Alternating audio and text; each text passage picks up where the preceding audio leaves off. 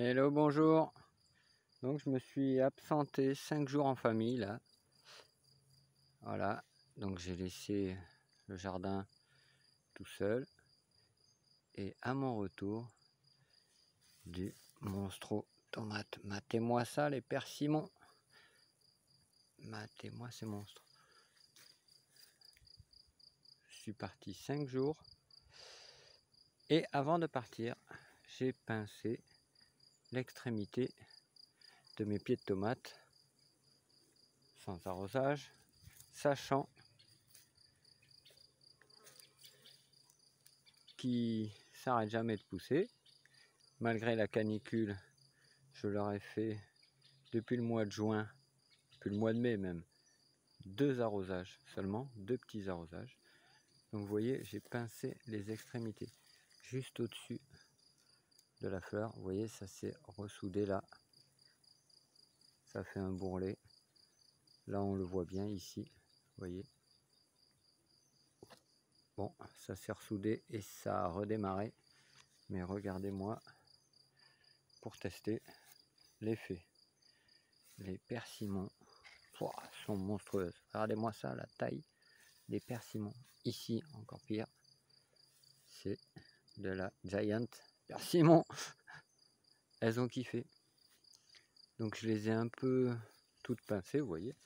Juste au-dessus de la fleur, là, on voit bien le bourrelet du pincement qui s'est cicatrisé. J'ai juste écrasé au-dessus de la fleur. J'ai pas épointé comme on dit, j'ai juste écrasé, pincé. Et vous voyez ça, les persimons, elles ont explosé. C'était pour faire développer les grappes d'en haut. Mais là, je regarde le résultat, c'est énorme. Et vous voyez, la persimon commence à se colorer. Regardez-moi ce bœuf. C'est énorme. Énormissime. Et la grappe du dessus, vous voyez, c'est pareil. C'est en développement, mais c'est énorme. Ça là aussi. Les premières commencent à se colorer un petit peu. La persimon est quand même assez tardive.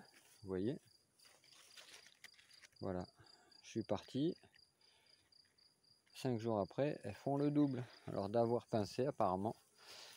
Regardez, c'est énorme. Énorme. Donc tous les pieds de persimon là, ils ont explosé. Regardez ça. Après les avoir pincés, vous voyez, 1, 2, 3, 4. C'est énorme. Et ici pareil. Vous voyez ça. Encore une. Chaque pied, j'ai pincé. Donc on voit pas partout le pincement. Je vois que ça a bien cicatrisé. Donc j'ai pincé. Vous voyez là, on va bien le voir. Là. Ici, celui-là. Vous voyez là, le pincement, ça fait une espèce de cicatrisation. Comme là. Voilà, un pincement. Donc, je suis parti 5 jours et vous voyez, c'était juste au-dessus de la fleur, le dernier étage. Et ça a pris encore tout ça après cette cicatrisée. Donc ça bloque la sève. Ça permet à la sève de continuer à alimenter le bas. Je me suis dit, bon, ça va quand même booster tout ça. Enfin, je croyais que ça allait booster la fleur là. Et en fait, ça s'est cicatrisé. Certes, ça a boosté le bas, mais ça démarre encore plus fort. Ils ont pris au moins, on va dire, vous voyez, le bourrelet, il est là. Ça a pris au moins 30 cm. Donc voilà, la persimon va être énorme cette année, je vous dis. Celle-là, elle n'était pas comme ça. Elle est vraiment énormissime. Vous voyez ça, la taille de ma main.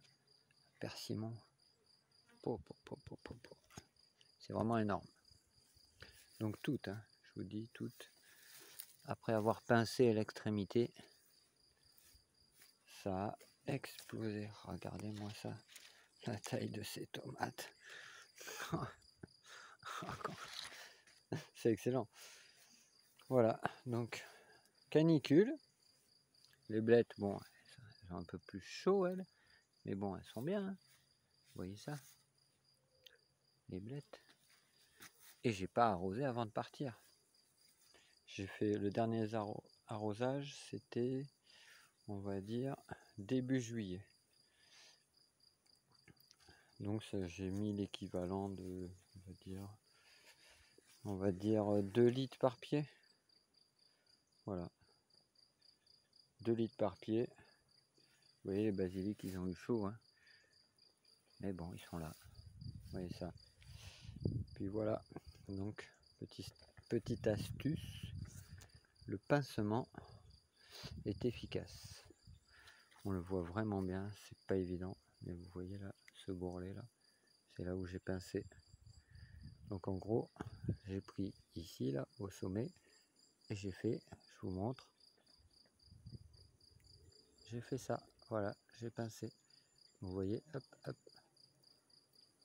Juste au-dessus de la fleur. Donc voilà. Ça a boosté les tomates d'en bas. J'avais vu ça parce que vous voyez, ça a beaucoup avorté avec les fortes chaleurs. Il a fait plus de 35 degrés ici. Il n'a pas plu du tout comparé à ailleurs. Donc bon, j'ai quand même toujours la rosée du matin. Ici, c'est dans une vallée un peu ombragée quand même, pas mal. Donc j'ai une fraîcheur du sol qui remonte, qui doit faire une condensation au niveau des racines, comme une rosée souterraine. Et en surface, tous les matins, les pieds boivent par les feuilles. Alors ceux qui disent que une plante ne boit pas par les feuilles, c'est faux, parce qu'ici, tous les matins, les plantes sont trempées, et franchement, elles ne peinent pas du tout grâce à ça. Donc vous voyez, sans arrosage, voilà, c'est énorme. Elles sont, vous voyez, je vais essayer de vous montrer de loin. J'ai dû renforcer parce qu'il y avait eu un gros coup de vent la dernière fois, mais pas d'eau. J'ai mis une barre en haut pour tout tenir. Et donc vous voyez, oui, Mimi, vous voyez la rampe de tomates persimon. C'est pour ça que je suis obligé de renforcer, parce qu'avec le poids, franchement, le vent, la pluie, ça pèse lourd. Vous voyez ça? C'est que des grosses tomates énormes, de la persimon. Donc j'ai constaté qu'en fait, l'électroculture des antennes que j'ai positionnées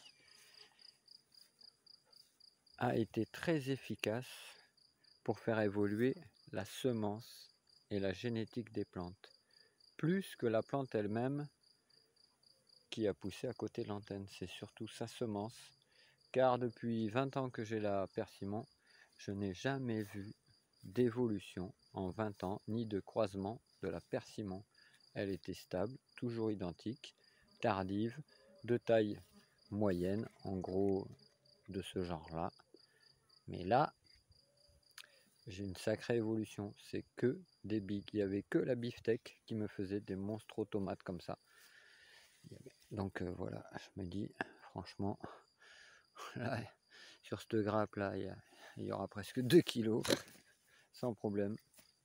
Donc voilà, il y a 5 tomates, et bien il y aura au moins 2 kilos.